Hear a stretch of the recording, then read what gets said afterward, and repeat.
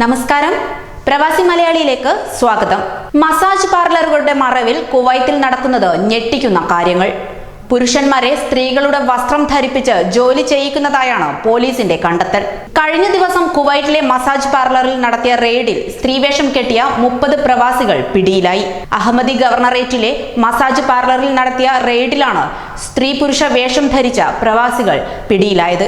പിടിയിലായവരിൽ കൂടുതൽ പേരും ഫിലിപ്പൈനികളാണ്. ആരോഗ്യ നിയമം ലംഘിച്ചതിനാലാണ് ഇവർ പിടിയിലായത്. ഇവരുടെ കൈവശം ഹെൽത്ത് കാർഡുകൾ ഉണ്ടായിരുന്നില്ല. അറസ്റ്റിലായവരെ ബന്ധപ്പെട്ട വകുപ്പിന് കൈമാറി. മുൻപും കുവൈറ്റിൽ സമാന അനുഭവങ്ങൾ ഉണ്ടായിട്ടുള്ളതായി പോലീസ് റിപ്പോർട്ട് ചെയ്യുന്നു. 2017 മസാജ് പാർലറിൽ നടത്തിയ റെയ്ഡിൽ 4 പേരെ പോലീസ് അറസ്റ്റ് ചെയ്തിരുന്നു. ഇത്തരത്തിൽ ജോലി ചെയ്യുന്നവരിൽ ഏറെയും ഏഷ്യൻ വംശജരാണ് എന്നാണ് അന്ന് പോലീസ് കണ്ടെത്തിയിരുന്നത്. ഇവരെ ലൈംഗികമായി ചൂഷണം ചെയ്യുന്നുണ്ടെന്നും പോലീസ് ആ സമയത്ത് കണ്ടെത്തിയിരുന്നു. കുറ്റകരമായ രീതിയിൽ ജോലി ചെയ്യാൻ നിർബന്ധിച്ച 4 പേരെയാണ് അന്ന് കുവൈറ്റ് പോലീസ് അറസ്റ്റ് ചെയ്തത്.